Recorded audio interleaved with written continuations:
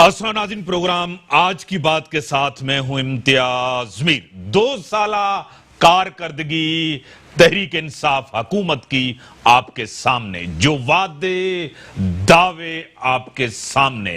मेरे साथ telephone line पे senior anchor person, journalist, writer Reham Khan साहिबा मेरे साथ हैं। मैडम, मैं आपको वेलकम करता हूं अपने प्रोग्राम में। अस्सलाम वालेकुम जी, उम्मीद है आप सब खैरियत से होंगे। बड़ी मेहरबानी, आपने टाइम दिया मैडम, कीमती टाइम आपका होता है, आपने टाइम निकाला मेरे लिए। सबसे पहले आपसे सवाल, किस तरह देख रही हैं कि जो दावे वादे किए थे इस हुकूमत ने, कहीं कोई एक वादा पूरा होता हुआ आपने देखा इस 2 साला टाइम में? क्या कहेंगी मैडम? इम्तियाज साहब, सबसे बड़ा वादा तो उन्होंने पूरा किया है कि ये इन्होंने कहा था कि तब्दीली लेके आएंगे, वो तब्दीली ले आए हैं।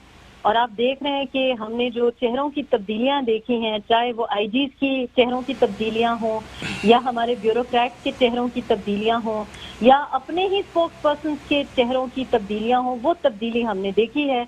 और फिर हमने एक बहुत बड़ी तब्दीली देखी है, जैसे इन्होंने कहा था कि ये नक्शा बदल देंगे और नया पाकिस्तान बना के देंगे, तो ये जो नया पाकिस्तान का वादा था वो पूरा किया है इन्होंने।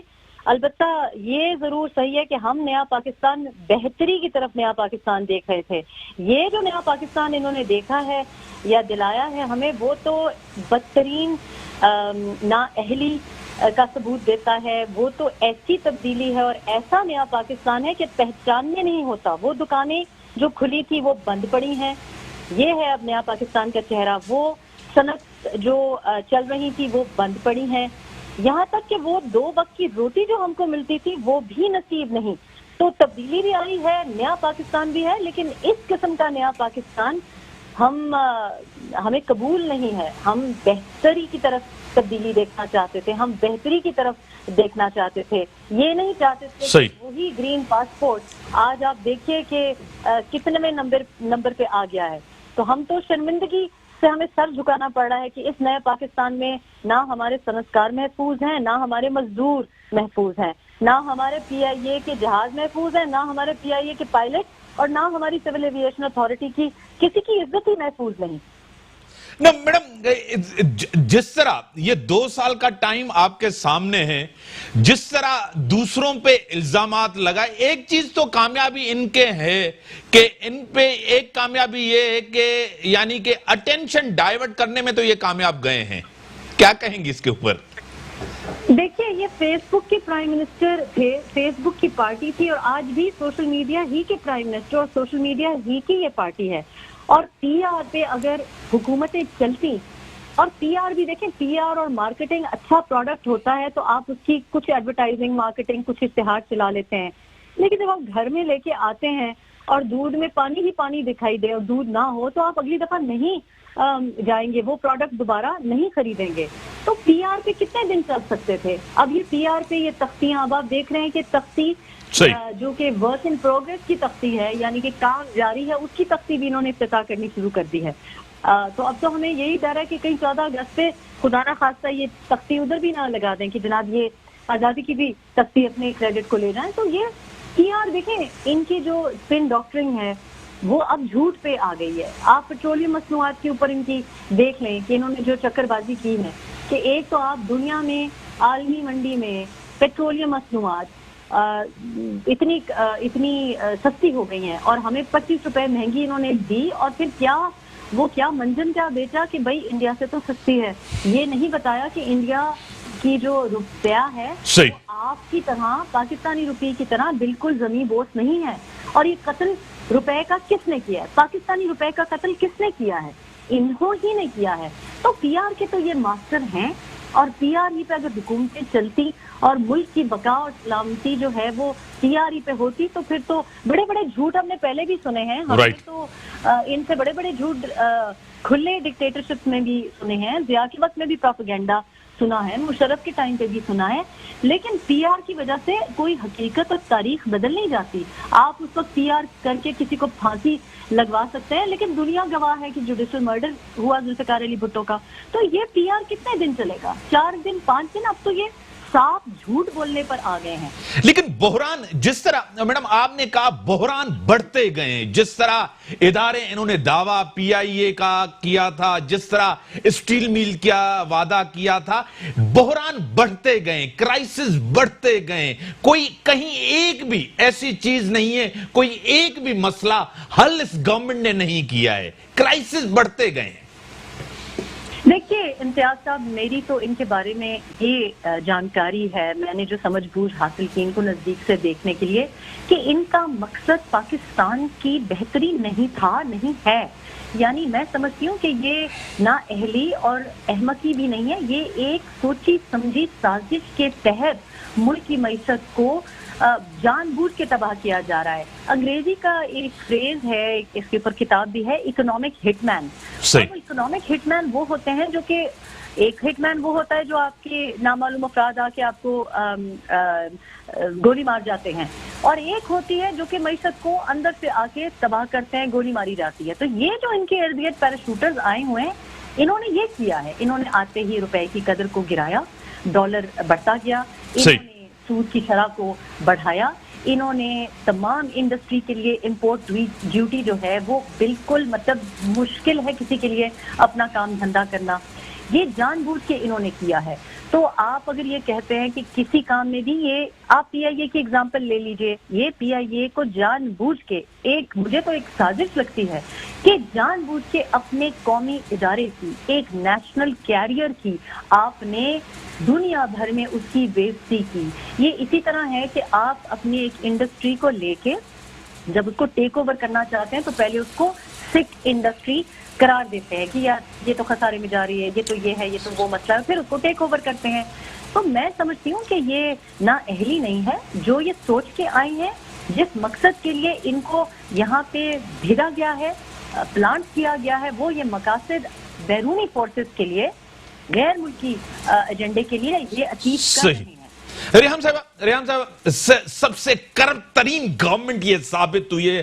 بلاول صاحب کہہ رہے ہیں کہ معلم جبا کیس آپ کے سامنے, آٹا چینی آپ کے سامنے, فارن فنڈنگ آپ کے سامنے, جہانگیر ترین صاحب باہر چلے گئے, سب کچھ ہوا, کریڈٹ لینے کی بھی کوشش کرتے ہیں کہ ہم نے رپورٹ کی, پبلک کی, سب کچھ ہوئی. بلاول صاحب کہتے ہیں تاریخ کی کرپٹ ترین گورنمنٹ ثابت ہوئی. کیا کہیں گی؟ وہی لوگ, ان کے بھائی سارے وزیر بھی بیٹھے ہوئے ہیں, مافیاز آج بھی اسٹرانگ ہے, مافیاز آج بھی, پیٹرول سستا ہوتا ہے ملتا نہیں ہے, پیٹرول مہنگا ہوتا ہے تو ہر جگہ ملتا ہے. کیا کہیں گی اس کے اوپر؟ دیکھیں میں تو احتساب کی سب سے بڑی حامی ہوں, لیکن احتساب کے نام پہ ہم انتقام دیکھ رہے ہیں. اگر آپ کو احتساب اتنا عزیز ہوتا تو خیبر پختونخوا میں 7 سال سے زیادہ ہو گئے ہیں ان کے. پہلی جب ان کو حکومت ملی خیبر پختونخوا میں تو جنرل حامد ان کے اپنے ایک بڑے معروف, ان کا نام ہے, بہت آنےسٹ وہ آفیسر ہیں, ان کو انہوں نے احتساب کمیشن پہ لگایا, اور احتساب کمیشن کے بارے میں اور جنرل حامد کی بے کسی کے بارے میں میں نے تفصیلاً کتاب میں لکھا ہے کہ وہ منتوں پہ آ گئے تھے کہ کسی طریقے سے عمران احمد خان نیازی کو سمجھائیں کہ کرپشن ہو رہی ہے اور مجھے یہ ایکشن نہیں لینے دیتے. آخر میں ان کو بیچارے اتنے ڈیسنٹ وہ نیک سیرت شخص, ان کو استعفیٰ دینا پڑا. تو احتساب تو آپ کا یہ احتساب ہو رہا ہے کہ 2.5 کروڑ کے مبینہ اشتہارات کے اسکینڈل میں آپ اجمل خان وزیر کو فارغ کر سکتے ہیں, لیکن آپ 100 ارب جو چینی مافیا لے گئی ہے اور آپ کے پیچھے بیٹھی ہے 53%, 53% جو شوگر مافیا ہے, وہ تو آپ کی حکومت میں بیٹھی ہوئی ہے اس وقت. یہ تو آپ کی شوگر کمیشن رپورٹ کہتی ہے. وہ 100 ارب کیوں نہیں پکڑے جا رہے, وہاں پہ برطرفیاں کیوں نہیں ہو رہی. آپ اگر ویٹ کرائسس کو دیکھیں تو کس کی اجازت سے ہوتا رہا کہ پہلے آپ نے اس کو ایکسپورٹ کی اجازت دی, نہیں تھا, بعد میں سی ایم نے سبسڈائز کیا جی, اور آپ امپورٹ کی اجازت دے رہے ہیں. تو یعنی آپ کا یہ کس قسم کا احتساب ہے, یہ کس قسم کا احتساب ہے کہ جس وقت چاہیے ہوتا ہے تو آپ سلائی مشین کے نام کے اوپر تو ایمنسٹی دے دیتے ہیں, لوگ فائن دے کے فارغ ہو جاتے ہیں, اور باقی لوگ اندر بیٹھے ہیں, حمزہ شہباز ہوں یا آصف علی زرداری ہوں, وہ جیلیں کاٹتے ہیں, شک کی بنا پہ جیلیں کاٹتے ہیں. اور ادھر ان کے جناب جتنے لوگ ہیں جو کہ ویٹ مافیا ہو, شوگر مافیا ہو, آئی پی پی اسکینڈل ہو, پیٹرولیم مصنوعات میں 300 بلین کا جو فائدہ انہوں نے دیا ہے, کرے نا احتساب. ہم تو احتساب چاہتے ہیں. یہ کس قسم کا احتساب ہے؟ یہ احتساب نہیں ہے. یہ احتساب کے نام پہ ایک بہت ہی بدنما داغ ہے. یہ ایک ڈرامہ کھیلا جا رہا ہے ہمارے ساتھ. میڈم جو ملک کے اندر ہو رہا ہے آپ کے سامنے، جو ریاست کے ساتھ ہو رہا ہے، نہ معیشت چل رہی ہے، نہ سیاست چل رہی ہے، ادارے بدنام ہو رہے ہیں. جی آئی ٹی آپ کے سامنے تھی، 4 سال کے بعد جی آئی ٹی ایک وزیر کہتے ہیں، علی زیدی صاحب کہتے ہیں کہ موٹر سائیکل میں بندہ، لفافے میں جی آئی ٹی. یہ کیسی فیڈرل گورنمنٹ ہے؟ کیا وہ جو ریاست کے بڑے ہیں، جس طرح اپوزیشن کہتی ہے کہ ان کو لائے گئے تھے، کیا ان کو ابھی سمجھ میں آئی ہے کہ یہ واقعی نااہل ہیں؟ اگر زیادہ یہ چلے تو خدا نہ خواستہ ملک خطرے میں پڑ جائے گا. ان کو سمجھ آ گئی ہے کہ یہ واقعی نااہل ہیں. دیکھیے ان کے یہ جو فیصلے ہیں اور یہ جو تجربات ہیں، یہ ہم 73 سال سے دیکھ رہے ہیں. ہم 73 ایئرز سے یہ ڈرامے دیکھ رہے ہیں. اور 1970 میں جب ہمیں پہلی دفعہ ایک جمہوریت کی راہ دکھائی، جب بھٹو شہید نے جب ہمیں جمہوریت کی راہ دکھائی، اس وقت سے ہم دیکھ رہے ہیں. اس وقت بھی ایک الیکٹڈ پاپولر پرائم منسٹر کو انہوں نے کیا کیا، اس لیے کیونکہ یہ طاقتور اور جو انسان اپنی خود مختاری دکھائے اس کو برداشت ہی نہیں کر سکتے. یہی وجہ ہے کہ محترمہ بینظیر بھٹو کو ہماری نظروں کے سامنے شہید کیا گیا، ڈرانے کے لیے، دھمکانے کے لیے. یہ تو چاہتے ہی ایسے ہیں کہ اس قسم کے کٹ پتلی آئیں. اب مسئلہ یہ ہے کہ اس شخص کے آنے کی وجہ سے، اس کابینہ کے آنے کی وجہ سے، آپ بالکل صحیح کہہ رہے ہیں کہ اب یہ انہوں نے بہت بڑا تجربہ، خطرناک تجربہ کر دیا ہے. ہم کوئی لیبارٹری ریٹس نہیں ہے کہ ہم پہ تجربے کرتے جائیں. یہ جو تجربہ ہوا ہے، اس سے ملک کا جو نقشہ ہے، ملک کی جو جیوگرافی ہے، اس کو خطرہ ہے. یہ میں آپ کو بڑے خوفزدہ ہو کے اور بہت تشویش سے یہ بات کر رہی ہوں، کیونکہ میں دیکھ رہی ہوں کس طریقے سے جان بوجھ کے انتشار پھیلایا جا رہا ہے. ہمارے جو دشمن ہیں وہ تو اس چیز کا فائدہ اٹھائیں گے. کیوں؟ ملک میں ایک افراتفری کی حالت ہے، ملک میں دھڑے بازی، جیسے ان کی پارٹی میں دھڑے بازی ہے ویسے ملک میں یہ دھڑے بنا رہے ہیں. انتہائی خطرناک گیم کھیلا ہے. آئی ہوپ کہ سلیکٹرز کو یہ سمجھ آ گئی ہو کہ آپ اپنی جو بینچ کے زور پر اپنی منتخب لاڈلا تو بٹھا سکتے ہیں، لیکن اس سے کام نہیں کروا سکتے. ایک انگریزی کی مثال ہے کہ you can take a horse to the water but you can not make it drink it. تو اب وہ یہ جو اکانومی کو تباہ کر رہے ہیں، یہ جو ہاٹ منی راتوں رات غائب ہو رہی ہے، یہ جو ہر چیز میں ان کے پیراشوٹرز آ کے بیٹھے ہوئے ہیں. اگین میں آپ کو پی آئی اے کا ایگزامپل دوں گی تو سلیکٹرز کو میری تو اطلاع یہ ہے کہ وہ بڑے سخت پریشان ہیں، اور وہ تو اس سوچ میں ہیں کہ فوری طور پہ ان کو کہیں ادھر ادھر کیا جائے. لیکن جو لائے ہیں، جس طرح سے لائے ہیں، ان کو چاہیے اپنے ہی طریقے سے ان کو ہٹائیں. اس وقت کیوں دباؤ ڈالا جا رہا ہے پاکستان پیپلز پارٹی پہ یا پاکستان مسلم لیگ نون پہ؟ یہ جو اس وقت دھمکیاں دی جا رہی ہیں اور کبھی کسی کو اریسٹ کر دیتے ہیں، کبھی کسی کے گھر کے باہر چلے جاتے ہیں، وہ وجہ ہی یہی ہے. یہ جے آئی ٹی کا آنا، یہ جو جے آئی ٹی ان کو کوئی اور ملتی ہے، پتہ نہیں. جے آئی ٹی جو ایک تو آپ کو پتا ہے ان کو ہر چیز خاکی ملتی ہے، لفافے بھی خاکی ملتے ہیں. ہاں صحیح کہہ رہی ہیں، ہاں صحیح کہہ رہی ہیں. وہ جناب کل آپ نے دیکھا شازیہ مری نے کتنی خوبصورتی سے، I am so proud of her, ایسی پارلیمنٹیرینز کہ انہوں نے لائیو پروگرام میں قاسم عباسی سے کہا کہ بھائی میں تو پڑھ کے آئی ہوں، آپ 5 منٹ پہلے اگر نہیں پڑھ کے آئے، لیکن آپ ٹی وی پہ بیٹھ کے اگر پڑھ کے نہیں آئے تو کیوں مس کوٹ کر رہے ہیں کہ جے آئی ٹی میں یہ لکھا ہوا ہے؟ بتائیے نا کہ جے آئی ٹی میں کیا ہے. یہ 2 3 4 قسم کی جے آئی ٹی کیوں چل رہی ہیں؟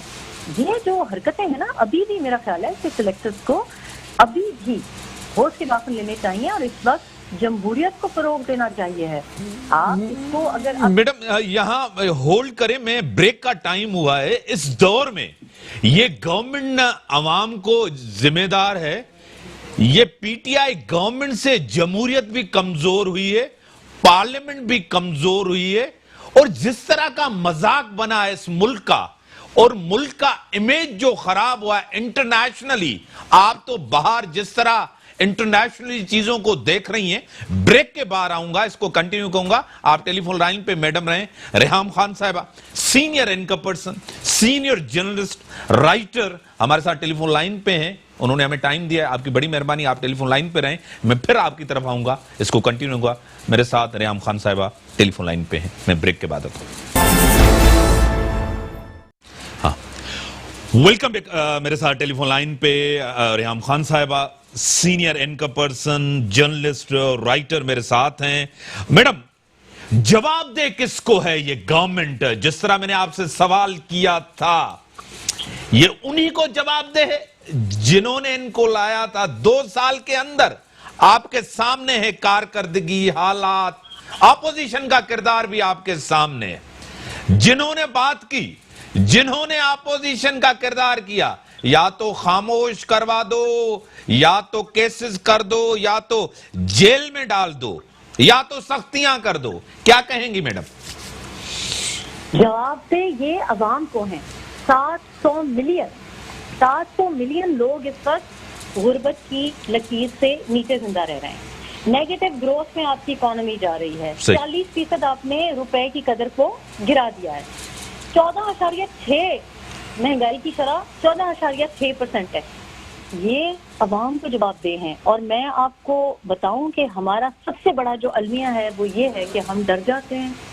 हम जो ताकतवर होता है ये 4-5 लोग हैं। 22 करोड़ अवाम को अपनी ताकत समझने की जरूरत है।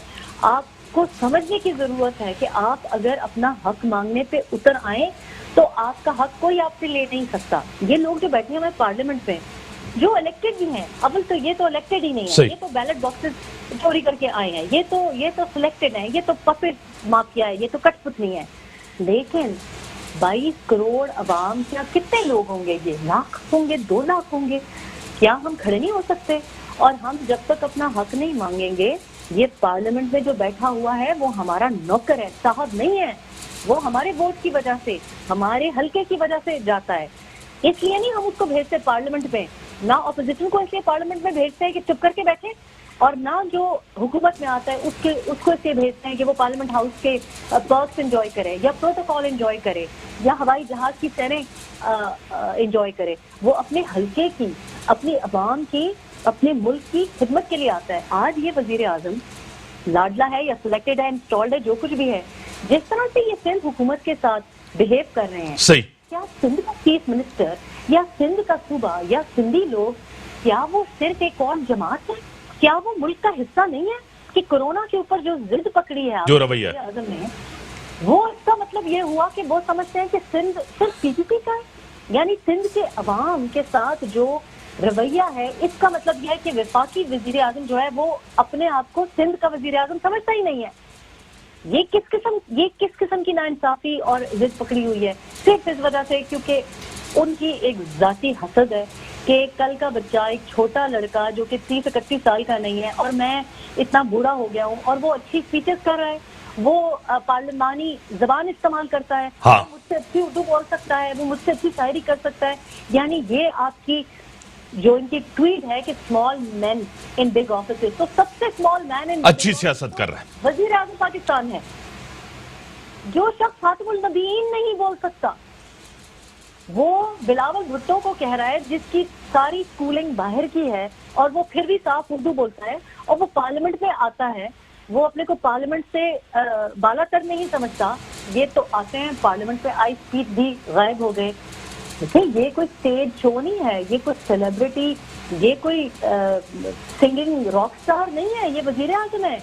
वजीर आजम कोई रॉक स्टार नहीं होता कि 1 गाने गाए, 2 गाने गाए और फिर चला जाए। ये तो परफॉर्मेंस पे बिलीव करते हैं कि जो स्टेज पे परफॉर्मेंस हो। वजीर आजम की परफॉर्मेंस होती है कि उसने दिया क्या कौम को, और उसने सिर्फ भूख, नंग, अफलास के अलावा कुछ नहीं दिया। रोटी हमसे छीन ली। पहले कहते थे 2 नहीं 1 रोटी खाएं, उसके बाद जनाब इस वक्त आप आटा मुझे बताएं, नायाब हो गया है, आटा नायाब हो गया है, हमारे गंदम हमें नायाब हो गया है, किसानों के लिए चीनी नायाब हो गई है।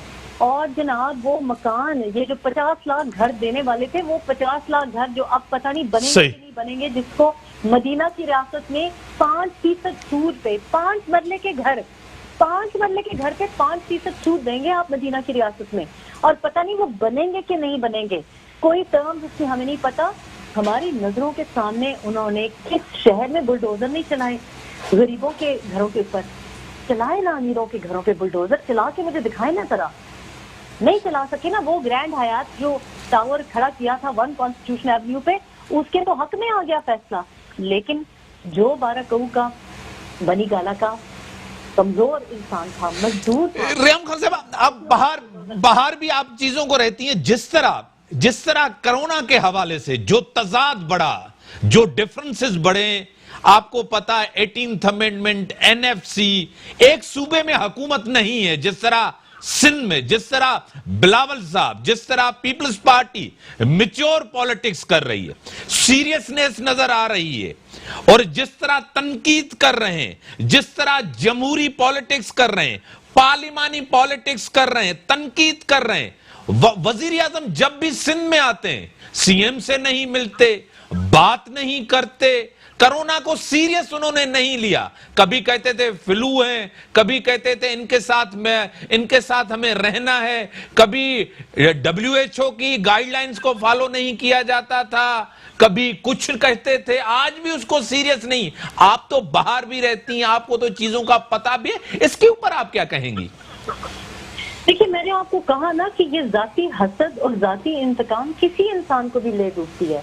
और यहाँ भी बड़ी बदकिस्मती है कि एक शख्स जो कि पाकिस्तान का क्रिकेटिंग हीरो, सेलिब्रिटी था, वो हर एक से हसद करता है। वो क्यों हसद करता है कि सैयद मुराद अली शाह के ऊपर इंटरनेशनली तारीफ क्यों हो गई?